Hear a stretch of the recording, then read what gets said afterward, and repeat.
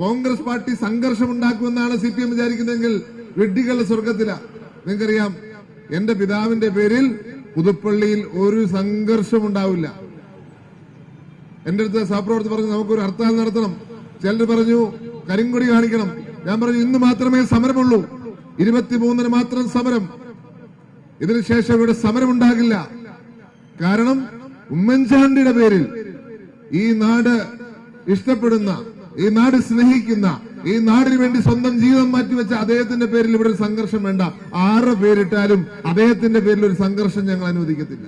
ഇവിടെ ഇന്ന് ന്യായമായിട്ടുള്ള ഒരു സമരം ഗാന്ധിയൻ മാർഗത്തിൽ ഇവിടെ നടത്തപ്പെടുകയാണ്.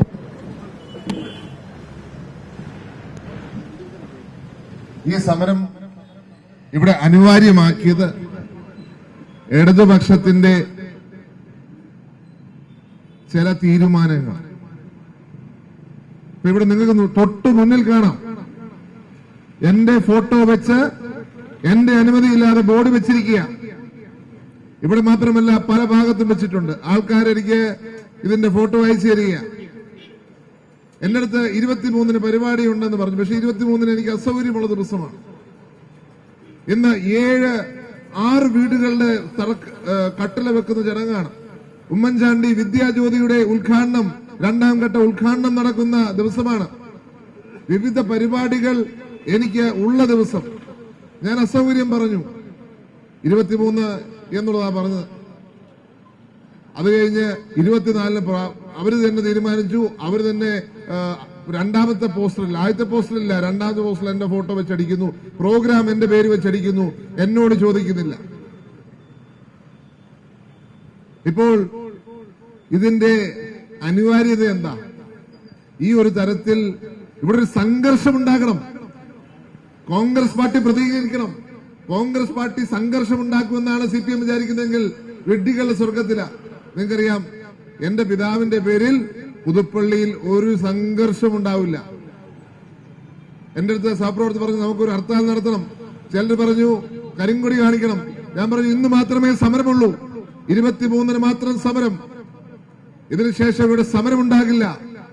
കാരണം ഉമ്മൻചാണ്ടിയുടെ പേരിൽ ഈ നാട് ഇഷ്ടപ്പെടുന്ന, ഈ നാട് സ്നേഹിക്കുന്ന, ഈ നാടിന് വേണ്ടി സ്വന്തം ജീവിതം മാറ്റിവെച്ച അദ്ദേഹത്തിന്റെ പേരിൽ ഇവിടെ ഒരു സംഘർഷം വേണ്ട. 6 പേരിട്ടാലും അദ്ദേഹത്തിന്റെ പേരിൽ ഒരു സംഘർഷം ഞങ്ങൾ അനുവദിക്കത്തില്ല. ഞങ്ങൾക്കെല്ലാം പ്രതിഷേധമുണ്ട്. ഈ നാട്ടിൽ പലർക്കും പ്രതിഷേധമുണ്ട്. ഭൂരിപക്ഷം ജനങ്ങൾക്കും അംഗീകരിക്കാൻ സാധിക്കാത്തൊരു തീരുമാനമാണ്. പക്ഷെ അതിന്റെ പേര് സംഘർഷമാണ് നിങ്ങൾ പ്രതീക്ഷിക്കുന്നെങ്കിൽ അത് അനുവദിക്കാൻ പറ്റത്തില്ല. നിങ്ങൾക്കറിയാം, 40 വർഷങ്ങൾക്ക് മുമ്പാണ് ഈ കമ്മ്യൂണിറ്റി ഹാളിന്റെ ഉദ്ഘാടനം നടന്നത്. 40 വർഷങ്ങൾക്ക് മുമ്പ് ഈ ഹാളിന്റെ ഉദ്ഘാടനം നടക്കുമ്പോൾ അന്ന് ഇതിനുവേണ്ടി എല്ലാ പ്രവർത്തനവും നടത്തി. ഇതിനുവേണ്ടി സ്ഥലം ഉൾപ്പെടെയുള്ള കാര്യങ്ങൾ മേടിക്കാനുള്ള എല്ലാ പ്രവർത്തനവും നടത്തിയത് ഇവിടുത്തെ MLA ആയിരുന്ന ശ്രീ ഉമ്മൻചാണ്ടിയാണ്. അപ്പൊ ആരുടെയെങ്കിലും പേര്, മുഖ്യമന്ത്രിമാരുടെ പേരിടണമെങ്കിൽ അത് ഇടേണ്ടത് ആരുടെയാണെന്ന് പുതുപ്പള്ളിയിൽ ജനങ്ങൾ പറയും. ഇവിടെ ശ്രീ MS-നോട് യാതൊരു എതിർപ്പുമില്ല. അദ്ദേഹത്തെ ഭാരതം കണ്ട ഏറ്റവും മികച്ച മുഖ്യമന്ത്രിമാരിൽ ഒരാളായിട്ടാണ് ഞാൻ കണക്കാക്കുന്നത്. തന്റെ ലാളിത്യം കൊണ്ട്, തന്റെ ജീവിതം കൊണ്ട് മാതൃകയായ മുഖ്യമന്ത്രി.